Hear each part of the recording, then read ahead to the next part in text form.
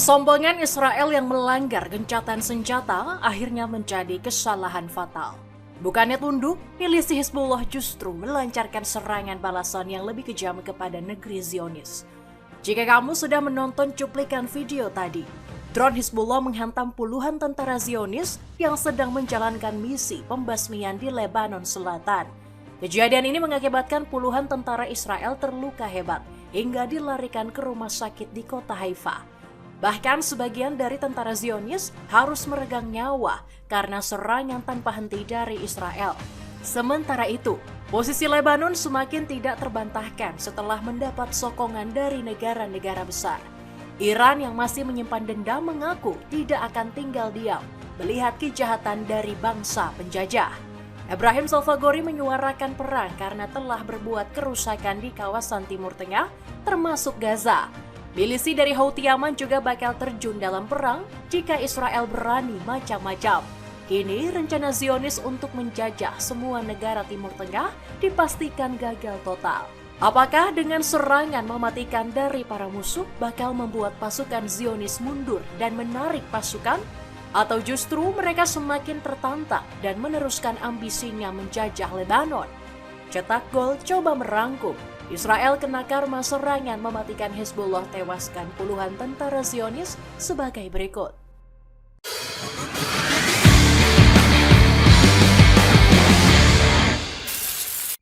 Pembalasan dendam Lebanon tewaskan banyak tentara Israel. Sikap tamak dan arogan memang tidak pernah bisa dipisahkan dari bangsa penjajah. Penggambaran itu terlihat jelas dalam diri Israel pimpinan Benjamin Netanyahu. Setelah tumbang memalukan di hadapan Iran, negeri Zionis langsung mencari target selanjutnya. Negara yang beribu kota di Yerusalem ini menargetkan sekutu Iran. Siapa lagi kalau bukan Lebanon? Padahal Lebanon dan Israel sendiri sedang menjalani kesepakatan gencatan senjata. Donald Trump memperpanjang masa gencatan selama 3 minggu ke depan. Trump meminta Israel dan Lebanon untuk bisa sama-sama menahan diri dan menghormati kesepakatan yang telah dibuat bersama. Namun realita tak seindah dengan ekspektasi. Janji suci yang terjalin antara kedua negara dirusak oleh sifat rakus dan tamak bangsa penjajah. Militer Zionis justru melakukan penghancuran total di sejumlah kawasan Lebanon. Layaknya orang yang tak tahu malu, IDF malah bangga dengan aksi sadis yang diperbuatnya. Militer Zionis memamerkan sifat bengisnya dengan merilis video penghancuran infrastruktur Hizbullah. Selalu saja, setiap kali menyerang suatu negara, IDF beralasan untuk menyerang musuh. Zionis sudah mencap dan menyebut Hizbullah sebagai kelompok teroris yang membunuh rakyat sipil. IDF pernah menyebut bahwa Israel hadir untuk menyelamatkan warga Lebanon yang tertindas oleh Hizbullah. Tapi apa yang diucapkan tidak sesuai dengan kenyataan yang terjadi. Dalam serangan terbaru, IDF membunuh warga sipil hingga mengakibatkan kerusakan di infrastruktur di Lebanon. Artinya serangan militer Zionis tidak serta-merta menargetkan Hizbullah. Kantor berita resmi Lebanon atau NNA melaporkan, sebanyak 10 warga sipil tak bersalah harus meregang nyawa. Sehari sebelumnya, serangan IDF juga menewaskan 14 orang dan melukai 2 anak-anak. Jika ditotal-total, sejak serangan agresif Zionis di tanggal 2 Maret, setidaknya telah menewaskan 2.500 orang. Iblis pun mungkin sungkem dengan perbuatan yang dilakukan oleh IDF. Bukannya berhenti membantai warga sipil, IDF justru akan terus melancarkan serangan tanpa henti.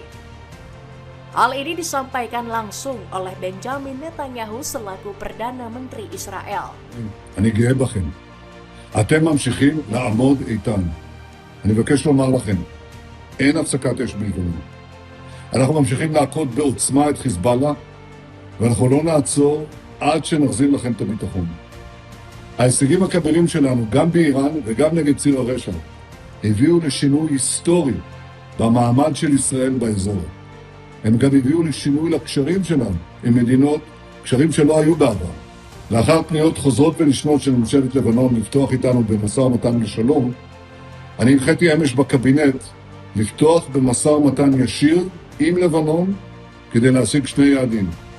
1, פירוק חיזבאללה מנשקו, והשני, הסכם שלום היסטורי, בר קיימא, בין ישראל ללבנון. ישראל חזקה מאי פעם, איראן חלשה מאי פעם. אני כבר הבאתי 4 הסכמי שלום עם מדינות ערב, אני מתכוון להביא עוד. שלום אמיתי, שלום מתוך עוצמה. Dalam video tersebut, Netanyahu berdalih akan terus menghabisi kekuatan Hizbullah. Mendengar ancaman Israel, para mujahidin dari kelompok Hizbullah jelas menolak untuk tunduk. Kelompok yang berbasis di Lebanon Selatan itu langsung membakar kesombongan Zionis. Layaknya seorang gentleman, Hizbullah tidak menargetkan warga sipil melainkan tentara yang bertugas. Kelompok militan asal Lebanon ini ingin menghukum perbuatan tentara Zionis yang sudah di luar batas. Mereka menembakkan drone hingga rudal yang mengarah langsung ke prajurit Israel.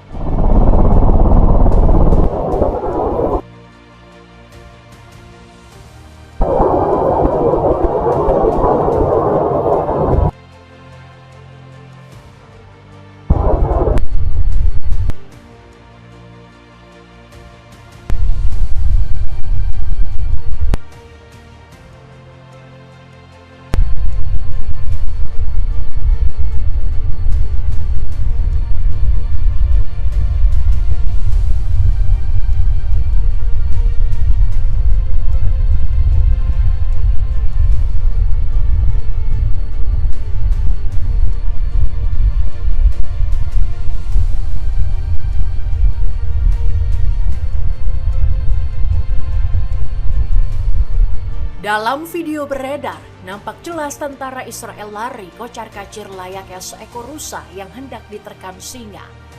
Kejadian ini mengakibatkan puluhan tentara Zionis mengalami luka-luka.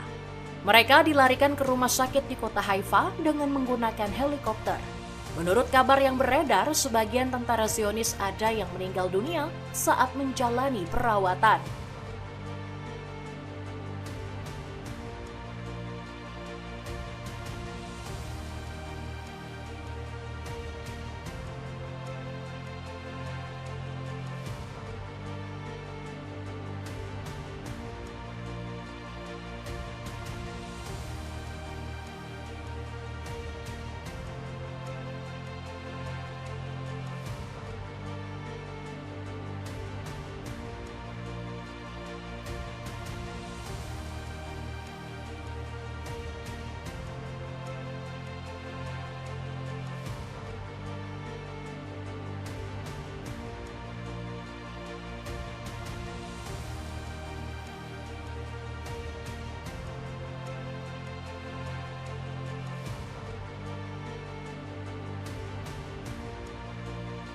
Gak seperti biasanya, Israel mau membuka berita buruk tentang negaranya.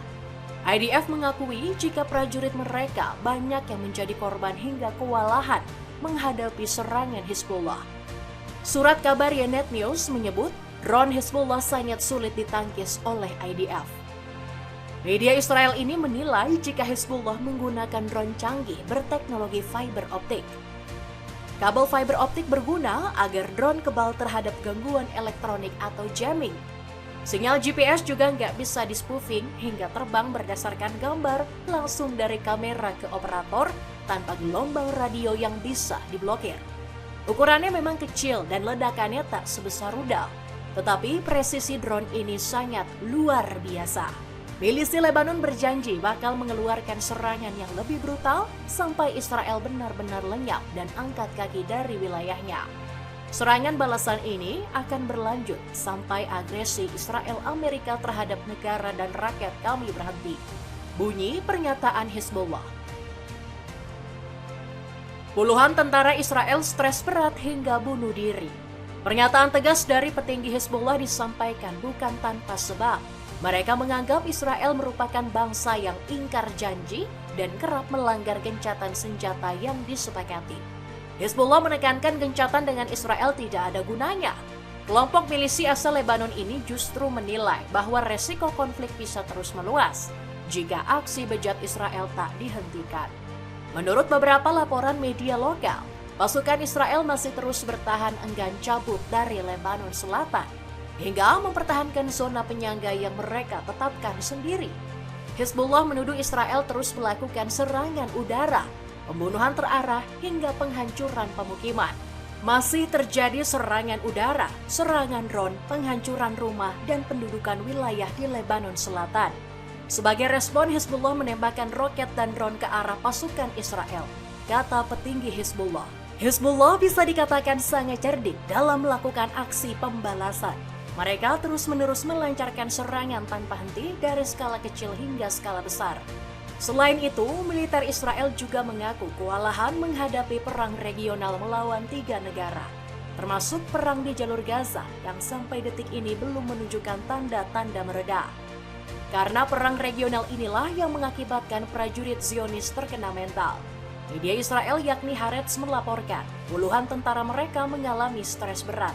Nggak sedikit dari prajurit Zionis yang sudah nggak tahan melakukan aksi bunuh diri. Mereka berbondong-bondong untuk menghabisi dirinya sendiri menggunakan bom karena sudah nggak kuat.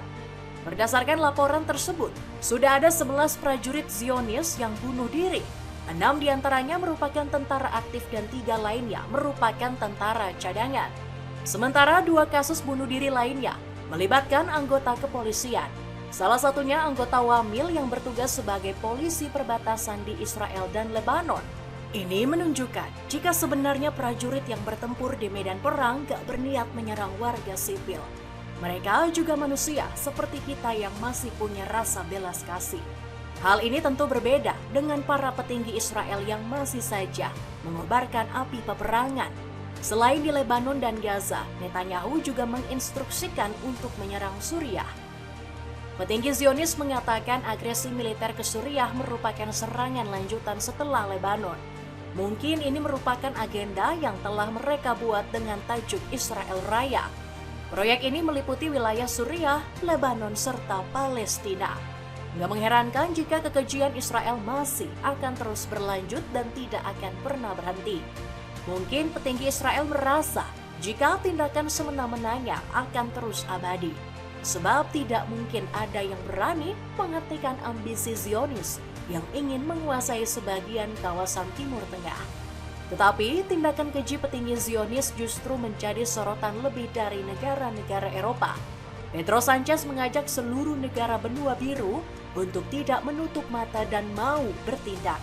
Menurutnya, jika situasi Lebanon terus dibiarkan, bukan tidak mungkin bakal terlahir insiden yang sama seperti di jalur Gaza.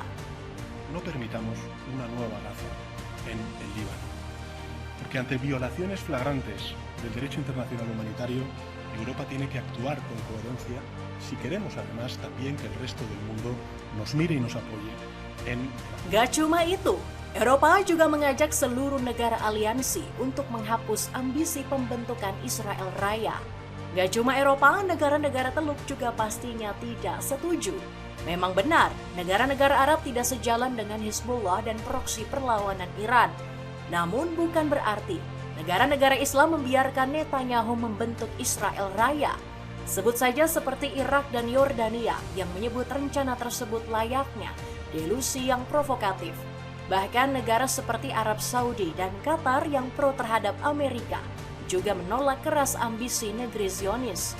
Tak cuma itu, OKI alias Organisasi Kerjasama Islam turut menekan Dewan Keamanan PBB guna mencegah rencana sesat rezim Netanyahu. Jika Israel masih ngotot melancarkan proyek tersebut, maka perlawanan keras dari negara-negara Timur Tengah bisa saja bergejolak. Sebut saja seperti Pakistan yang mempunyai senjata nuklir dan bisa langsung menerjang Tel Aviv. Bahkan pihak Islamabad dikabarkan bakal bekerja sama dengan China dan Iran untuk menyerang Israel. Terlebih pejabat Zionis seperti Itamar Ben-Gvir juga sempat mengancam bakal menggunakan nuklir. Hal ini diungkapkan oleh aktivis politik Amerika Turki bernama Cenk Uygur. Dapatkan sepatu sneakers kualitas impor yang kini diskon besar-besaran mencapai 62%. Cek linknya di bawah ini. Bersatunya negara Muslim hancurkan Israel. Agresi militer Israel terhadap Lebanon tentu tidak dibiarkan begitu saja oleh publik internasional, terutama sejumlah negara sekutu yang mendesak penghentian segera pembasmian massal oleh IDF. Sebut saja Iran paling getol membela saudaranya yang tertindas oleh Zionis. Bahkan negeri para mullah tidak gentar jika harus berperang habis-habisan melawan penjajah Zionis. Sejumlah pejabat pemerintah Iran mengancam akan kembali berperang jika terus terjadi pelanggaran gencatan senjata. Menurut laporan Press TV, IRGC siap meluncurkan serangan besar. Pejabat Iran mengingatkan kepada Israel agar mau menghormati gencatan senjata yang berlaku. Jika tidak, maka Zionis akan menerima konsekuensi yang sangat pedih. Dalam situasi seperti itu, gencatan senjata bilateral atau perundingan tidak bisa dilakukan, kata Muhammad Bagher Ghalibaf selaku juru bicara parlemen Iran. Tak cukup sampai di situ saja, Mojtaba Khamenei juga sudah mengobarkan semangat membara. Dalam pernyataannya, putra Ali Khamenei ini bersumpah membalaskan kesombongan Zionis. Mojtaba juga menjelaskan bahwa perlawanan negaranya tidak akan pernah padam untuk menjebloskan para penjajah ke dalam neraka. Ketidaktahuan dan kebodohan orang-orang yang sombong telah mengubah periode tersebut menjadi awal dari babak baru dalam kebangkitan kekuatan Iran dan revolusi, bunyi pesan Mojtaba. Bukan sekedar retorika semata, negeri para mullah langsung melancarkan serangan pertamanya. Dimulai dari serangan cyber dari kelompok pro-Teheran bernama Handala. Mereka membocorkan pertemuan rahasia IDF bersama pihak Emir Qatar. Abbas Araghchi menyoroti jika Israel sengaja melanggar gencatan senjata sebagai pengalihan isu. Persidangan kriminal Netanyahu dilanjutkan pada hari Minggu. Gencatan senjata di seluruh wilayah termasuk di Lebanon akan mempercepat penjaranya, sindir Araghchi. Seperti yang kita tahu, Benjamin Netanyahu sendiri sedang menjalani kasus korupsi. Pengadilan Zionis baru-baru ini menyatakan bahwa pemerintah tidak akan mengampuni kasus Netanyahu. Netanyahu pun mencoba untuk lari dari kasusnya dengan mangkir dari sesi persidangan. Lagi dan lagi, persidangan terpaksa ditunda secara tiba-tiba dengan alasan keamanan. Mungkin Netanyahu bisa lolos dari hukum yang berlaku di negaranya, tetapi sang Perdana Menteri tidak bisa lolos dari hukum pembalasan atas apa yang diperbuat Israel selama ini. Selain Iran, api peperangan melawan penjajah Zionis juga digelorakan oleh Muhammad Ali Al-Houthi. Pemimpin tertinggi Houthi ini mengatakan kelompoknya siap turun kapan saja membela Lebanon. Jika agresi terhadap Lebanon tidak dihentikan segera, maka pasukan bersenjata Yaman akan bergerak untuk mendukung Lebanon, tegas Muhammad Ali Al-Houthi dengan nada marah. Kamu kepleset terus kalau pakai sendal saat hujan, ganti ke sandal anti-slip dari Muzi. Kamu bisa dapatkan mulai dari 24 ribuan saja. Cek linknya di bawah ini. Itulah ulasan Israel kena karma serangan mematikan Hezbollah, tewaskan puluhan tentara Zionis. Bagaimanakah pendapatmu? Apakah dengan serangan ini bisa menyadarkan sifat petinggi Israel yang bebal?